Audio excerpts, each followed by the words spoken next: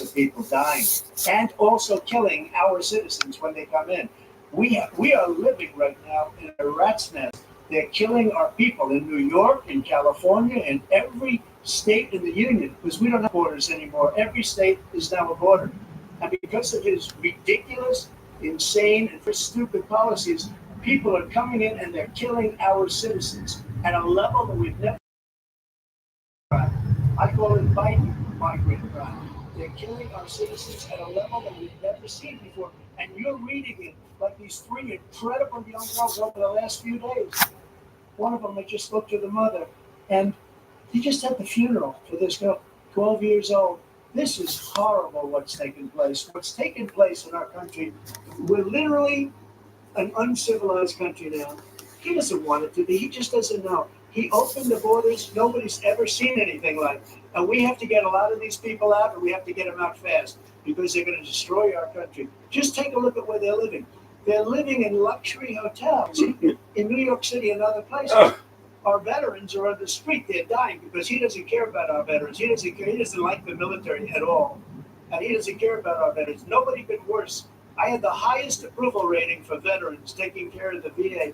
He has the worst. He's gotten rid of all the things that I approved. Choice, that I got through Congress, all of the different things I approved, they abandoned. We had by far the highest, and now it's down in less than half because he's done all these great things that we did. And I think he did it just because I approved it, which is crazy. But he has killed so many people at our border by allowing all of these people to come in. And it's a very sad day. President Biden, you have the mic. Every single thing he said is a lie. Every single one. For example, veterans are a hell of a lot better off since they passed the PACT Act. 1 million of them now have insurance, and their families have it. Their families have it because what happened, whether it was Agent Orange or burn pits, they're all being covered now. And he opposed it. His group opposed that. We're also in a situation where we have great respect for veterans. My son spent a year in Iraq, living right next to one of those burn pits, came back with stage 4 glioblastoma. I was recently in France for D-Day, and I spoke to all about those heroes that died. I went to the World War II cemetery, World War I cemetery he refused to go to.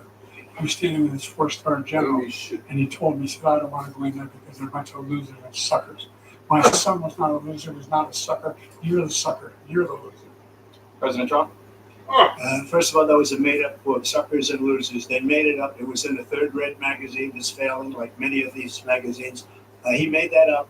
He put it in commercials. We've notified him.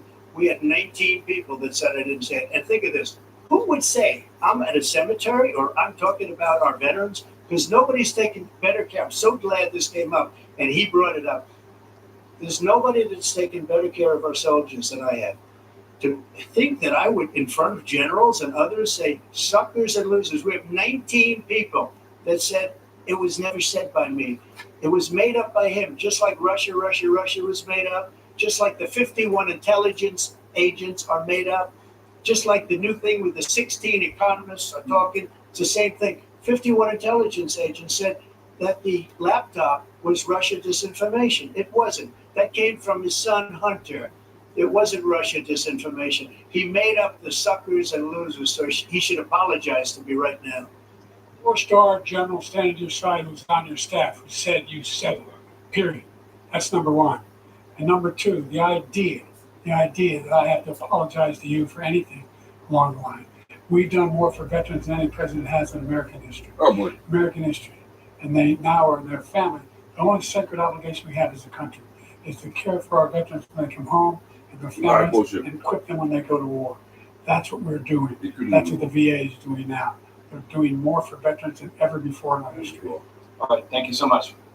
Topic of foreign policy. I want to begin with Russia's war against Ukraine, which is now in its third year.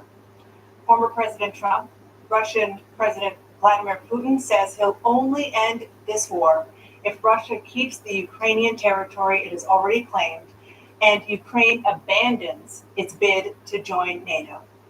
Are Putin's terms acceptable to you? First of all, our veterans and our soldiers can't stand this guy.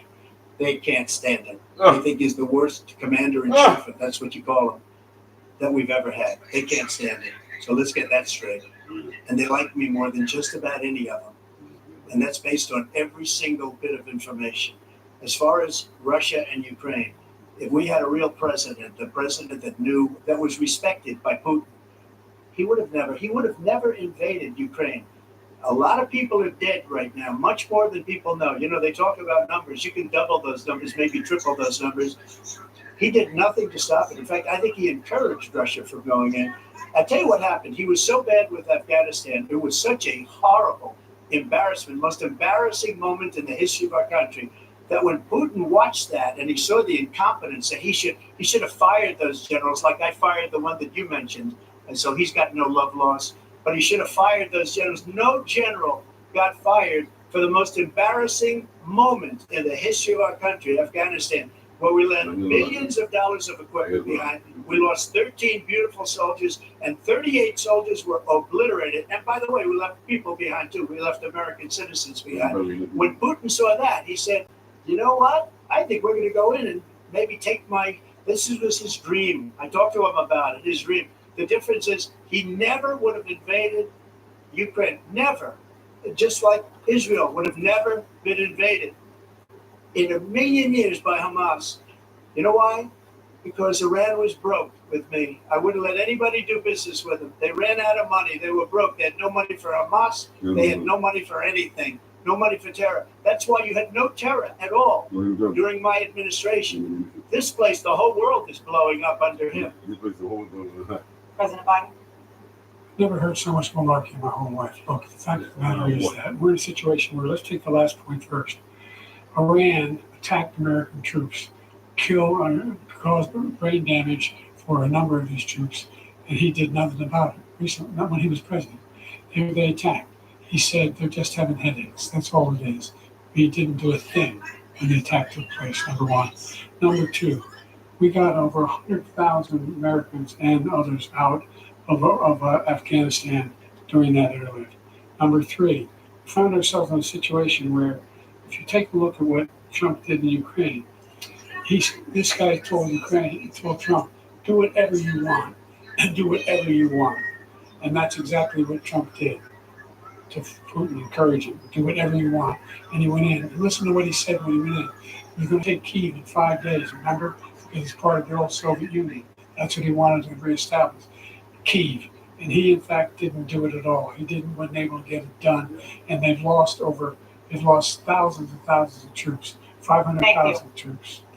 President Trump, I never come back said to you that. for 1 minute. I just want to go back to my original question, which is, are Putin's terms acceptable to you? Keeping the territory in Ukraine. No, they're not acceptable. But look, this is a war that never should have started. If we had a leader in this war, he led everybody along. He's given $200 billion now or more to Ukraine. He's given $200 billion. That's a lot of money. I don't think there's ever been anything like it. Every time that Zelensky comes to this country, he walks away with $60 billion. He's the greatest salesman ever. And I'm not knocking him. I'm not knocking anything. I'm only saying the money that we're spending on this war, and we shouldn't be spending, it should have never happened. I will have that war settled between Putin and Zelensky as president-elect before I take office on January 20th. I'll have that war settled. People being killed so needlessly, so stupidly, and I will get it settled, and I'll get it settled fast before I take office. President Biden, you have a minute. The fact is that Putin is a war criminal. He's killed thousands and thousands of people. And he has made one thing clear. He wants to reestablish what was part of the Soviet Empire, not just a piece. He wants all of Ukraine. That's what he wants. And then do you think he'll stop there? Do you think he'll stop if he takes Ukraine? What do you think happens to Poland? What do you think of Belarus? What do you think happens to those NATO countries? And so if you want a war, you ought to find out what he's going to do, because if in fact he does what he says and walks away, by the way, all that money we give Ukraine are from weapons we make here in the United States. We give them the weapons, not the money at this point. And our NATO allies have produced as much funding for Ukraine as we have. That's why we're strong. Thank you. Moving on to the Middle East. In October, Hamas attacked Israel, killing more than 1,000 people and taking hundreds of hostages. Among those held and thought to still be alive are 5 Americans. Israel's response has killed thousands of Palestinians and created a humanitarian crisis in Gaza. President Biden, you've put forward a proposal to resolve this conflict, but so far Hamas has not released the remaining hostages, and Israel is continuing its military offensive in Gaza. So what additional leverage will you use to get Hamas and Israel to end the war? You have 2 minutes. Number one, everyone from the United Nations Security Council straight through the G7 to the Israelis and Netanyahu himself have endorsed the plan I put forward. Which has 3 stages to it. The first stage is trade the hostages for a ceasefire. Oh my God. Second phase is a ceasefire with additional conditions. The third phase is the end of the war. The only one who wants the war to continue is Hamas. Number one, they're the only ones standing out. We're still pushing hard to get them to accept. In the meantime, what's happened in Israel? We find that the only thing I've denied Israel was 2,000-pound bombs. They don't work very well in populated areas. They kill a lot of innocent people. We're providing Israel with all the weapons they need and when they need them. And by the way, I'm the guy that organized the world against Iran when they had a full-blown intercontinental ballistic missile attack on Israel. No one was hurt. No one Israeli was accidentally killed, and it stopped.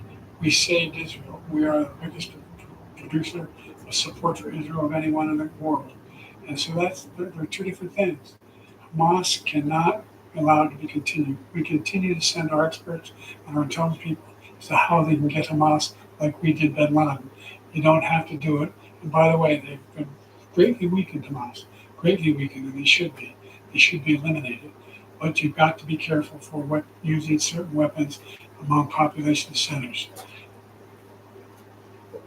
Stand back to Ukraine for 1 second. We have an ocean separating us. The European nations together have spent $100 billion, or maybe more than that, less than us. Why doesn't he call them? So you got to put up your money like I did with NATO. I got them to put up hundreds of billions of dollars. The Secretary General of NATO said Trump did the most incredible job I've ever seen. They wouldn't have any. They were going out of business. We were spending almost 100% of it was paid by us. He didn't do that. He's going. You got to ask these people to put up the money. We're over $100 billion more spent, and it has a bigger impact on them because of location, because we have an ocean in between. You got to ask them. As far as Israel and Hamas, Israel's the one that wants to go. He said the only one who wants to keep going is Hamas. Actually, Israel is the one, and you should let him go and let him finish the job. He doesn't want to do it. He's become like a Palestinian.